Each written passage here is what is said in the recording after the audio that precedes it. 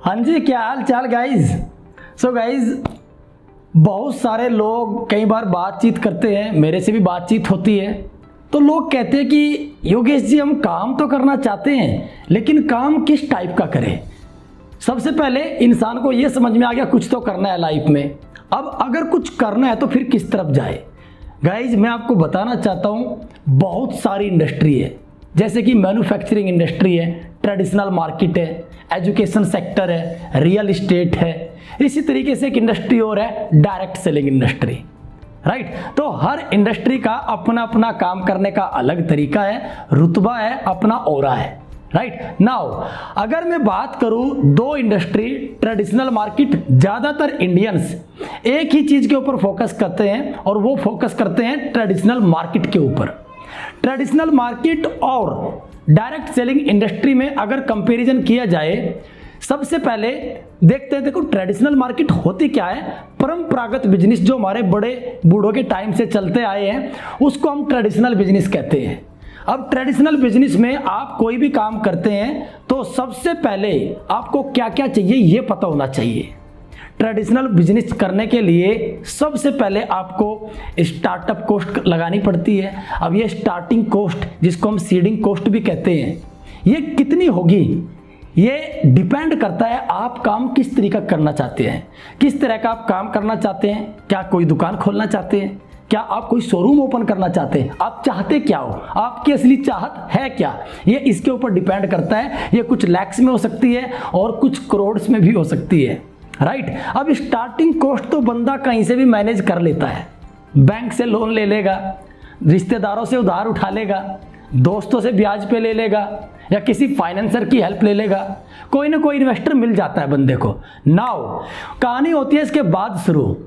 जब ये traditional market में बंदा बैठ जाता है, दुकान ओपन करने के बाद बैठ जाता है, अब उसके सामने सबसे बड़ी दिक्कत आती है कि वर्किंग कैपिटल को कैसे निकाले।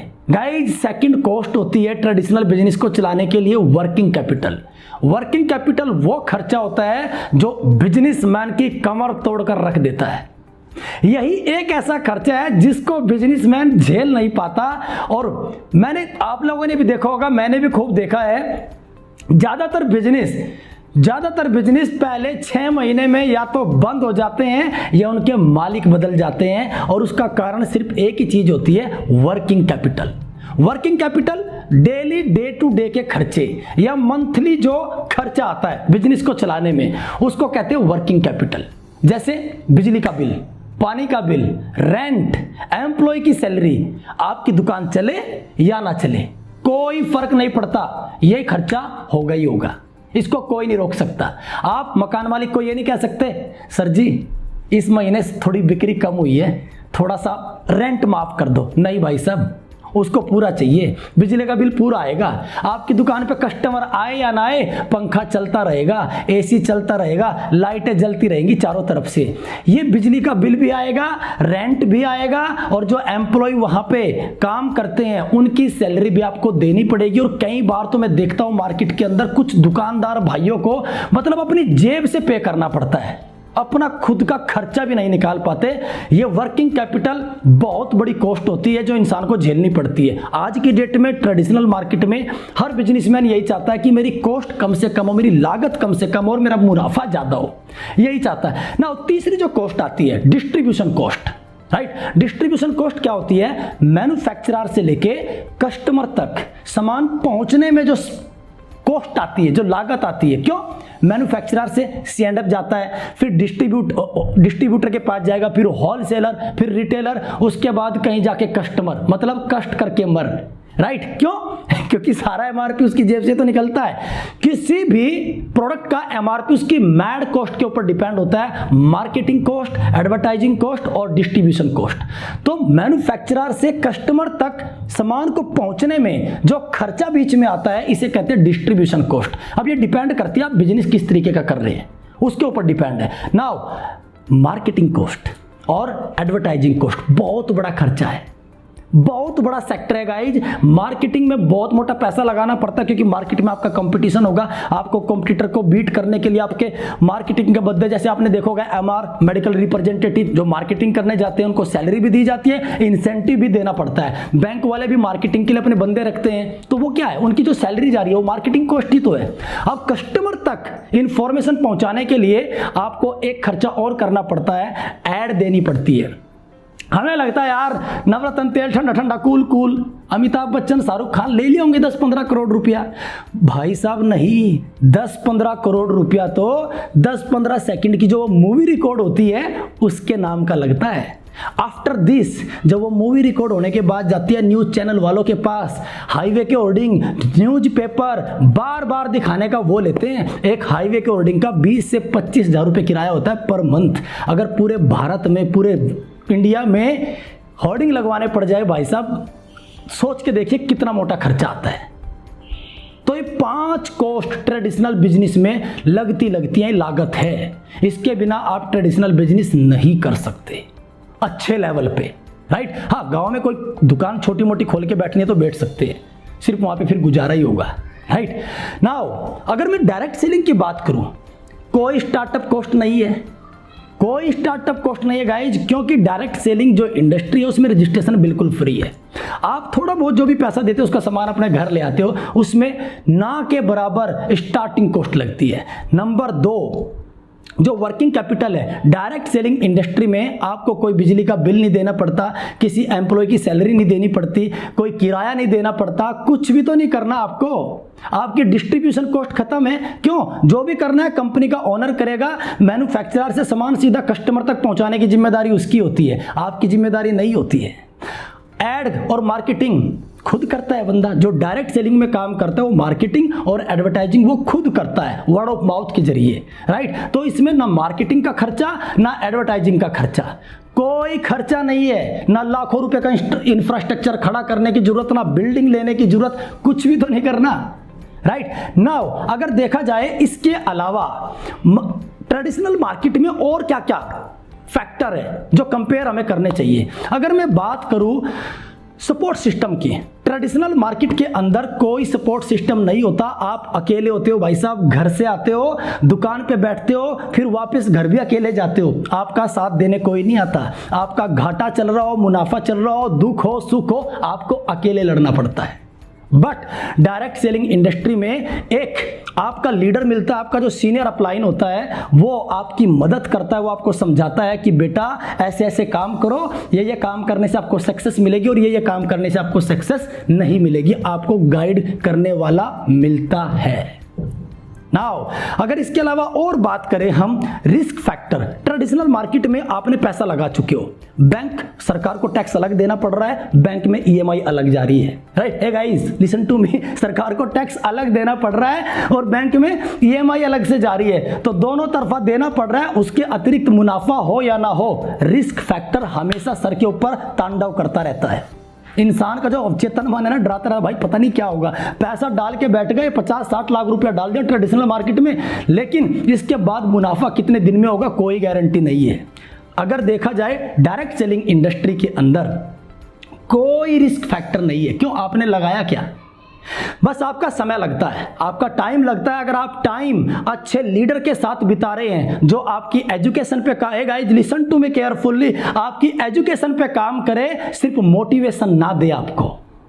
अगर आप वहां पर काम कर रहे हैं जहां पर आपकी एजुकेशन पे जोर दिया जाता है, आपको सारी चीजें सिखाई जाती है, वहां पर आप बहुत अच्छे से ये सारी चीजें सीख लेते हैं और रिस्क फैक्टर बिल्कुल नहीं है, सच बता रहा हूं।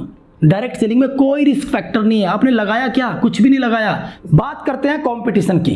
अब कंपटीशन ट्रेडिशनल मार्केट के अंदर कंपटीशन बहुत हायर लेवल पे होता है, बहुत हायर लेवल पे। इवन अगर आपका सगा भाई भी आपको बोल देना कि भाई तेरे इंसार मार्केट के अंदर तेरी एक कपड़े की दुकान है यार, मेरी भी दुकान ओपन करवा देना, भाई साहब पूछो मत, कालजे पे सांप सा लेट जाता है। हाय रे तुझे मेरी बराबर में जगह मिली थी दुकान खोलने की, अपने सगे भाई की भी खुशी नहीं होती गाइज ट्रेडिशनल मार्केट के अंदर, क्योंकि आपको पता है जिस दिन मेरे भाई ने मेरी बराबर में दुकान ओपन कर दी, मेरा आधा कस्टमर बेस ले जाएगा, उड़ा के ले जाएगा। ये सच्चाई है। नाउ इसके बाद अगर बात करें टाइम पीरियड, ट्रेडिशनल मार्केट का फिक्स होता है। आप अपनी मर्जी के हिसाब से काम नहीं कर सकते। सरकार ने ऑर्डर निकाला है 11 से 2 दुकान खोलनी है तो खोलनी है, बंद करना पड़ेगा। डायरेक्ट सेलिंग इंडस्ट्री के अंदर ना तो कोई कंपटीशन है गाइज, और ना कोई टाइम पीरियड की बाउंडेशन है। कोई बाउंडेशन नहीं है, आप 24 घंटे काम कर सकते हो, क्योंकि घर बैठे बैठे ऑनलाइन काम होता है। वर्क फ्रॉम होम आत्मनिर्भरता, राइट, वही आत्मनिर्भरता आती है। और इसके अलावा रिस्पॉन्सिबिलिटी की अगर बात करें ट्रेडिशनल मार्केट में, अगर आप एक दुकान से 4 दुकानें खोलना चाहते हैं तो भाई साहब उन सब की रिस्पॉन्सिबिलिटी आपके कंधों पर है। लेकिन आपकी टीम में अगर लीडर आते जा रहे हैं, जैसे जैसे आपकी टीम में लीडर आते जाएंगे नीचे से, आपकी रिस्पॉन्सिबिलिटी कम होती चली जाएगी। यही सच्चाई है डायरेक्ट सेलिंग इंडस्ट्री की। इसके अलावा अगर ट्रेडिशनल मार्केट की और बात करें, टीम वर्क होता है, थोड़े छोटे लेवल पे होता है, लेकिन उसको पेमेंट देनी पड़ती है। पेमेंट आपको पैसे देने पड़ेंगे, राइट, महीने के बाद में आपको मुनाफा हो या ना हो। लेकिन डायरेक्ट सेलिंग इंडस्ट्री में आपको किसी को पेमेंट करने की जरूरत नहीं है, जो भी आएगा कंपनी से आएगा, और जो टीम काम करती है उसके काम का बेनिफिट 100% आपको मिलता है, राइट। इससे जबरदस्त कंसेप्ट मैंने आज तक नहीं देखा अपनी जिंदगी में। अगर ट्रेडिशनल मार्केट की और बात करें गाइज, सबसे बड़ा जो फैक्टर मुझे नजर आता है ट्रेडिशनल मार्केट में, उधार का, राइट। पैसा मरता ही मरता है ट्रेडिशनल मार्केट के अंदर। आपका बिना उधार के आप बिजनेस कर ही नहीं सकते, चाहे 10 दिन की उधारी करनी पड़े, लेकिन करनी पड़ेगी आपको। डायरेक्ट सेलिंग इंडस्ट्री में कोई उधार का चक्कर नहीं। पहले कस्टमर जो आपका कंज्यूमर होता है, जिसको आप प्रमोट करते हो, रेफर करते हो, वो सबसे पहले क्या करता है, पहले बिल पे करता है, उसके बाद वो शॉपिंग करता है डायरेक्ट सेलिंग इंडस्ट्री के अंदर। और बताता हूं, पैसिव इनकम की अगर बात करें ना, ट्रेडिशनल मार्केट के अंदर पैसिव इनकम नहीं है। बैठना पड़ेगा गल्ले के ऊपर। लाला जी गल्ले पे जाते हैं तो पैसा आता है, जिस दिन गल्ले पे नहीं जाते पैसा नहीं आता भाई साहब। जिस दिन शटर बंद पैसा बंद। ट्रेडिशनल मार्केट की ये सच्चाई बात है, राइट। अब नेटवर्क मार्केटिंग और डायरेक्ट सेलिंग इंडस्ट्री की अगर बात करें, पैसिव इनकम ही इनकम है, राइट। सो गाइज, बिजनेसमैन वही होता है जो सोते हुए भी पैसा कमाए, जो सोते हुए भी पैसा कमाए, बिजनेसमैन वही है ना। इसके अलावा सबसे बड़ी बात जिसके लिए हम विवेक बिंद्रा जी को फॉलो करते हैं, Sandeep Maheshwari ji, time freedom guys traditional market में नहीं है।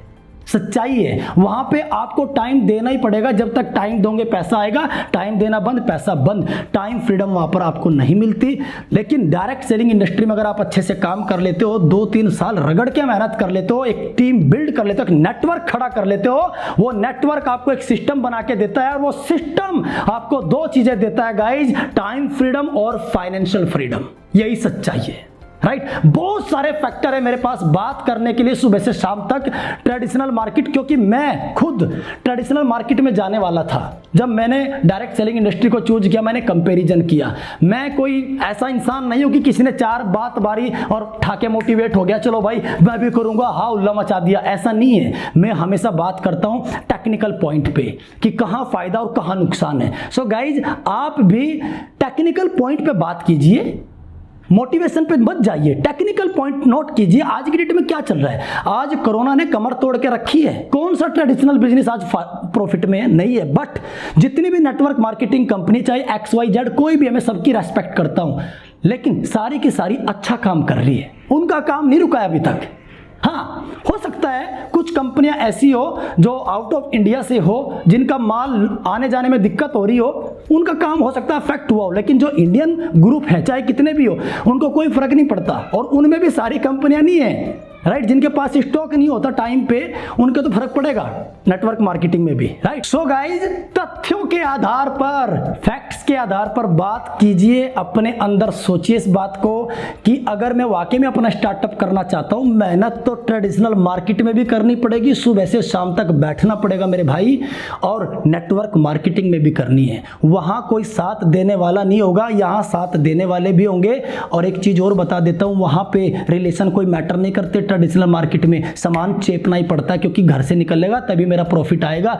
नेटवर्क मार्केटिंग में सेलिंग जरूर होती है, सामान जरूर जाता है, बट विद रिलेशनशिप जाता है, रिलेशनशिप भी मेंटेन रहती है और बिजनेस भी होता है। लेकिन ट्रेडिशनल मार्केट में सिर्फ बिजनेस ही होता है। तो आप लोगों को देखना है कि आप अगर वाकई में जाना चाहते हो, बहुत अच्छा स्कोप है, बहुत अच्छी इंडस्ट्री है, कोई दिक्कत नहीं है। भारत सरकार की तरफ से गाइडलाइंस सितंबर 2016 में लॉन्च कर दी गई है। सो गाइज अब तो कोई दिक्कत ही नहीं है काम करने में, राइट? अरे अरे अरे अरे, अरे कहाँ पड़े हो चक्कर में, कोई नहीं है डायरेक्ट सेलिंग के टक्कर में। गाइज मैं सच बता रहा हूँ, किसी भी फैक्ट्स के ऊपर बात कर लीजिए आप, 100% डायरेक्ट सेलिंग इंडस्ट्री अव्वल नंबर पे मिलेगी आपको, अव्वल नंबर पे हर फैक्ट में। थैंक यू गाइज, जय हिंद, वंदे मातरम।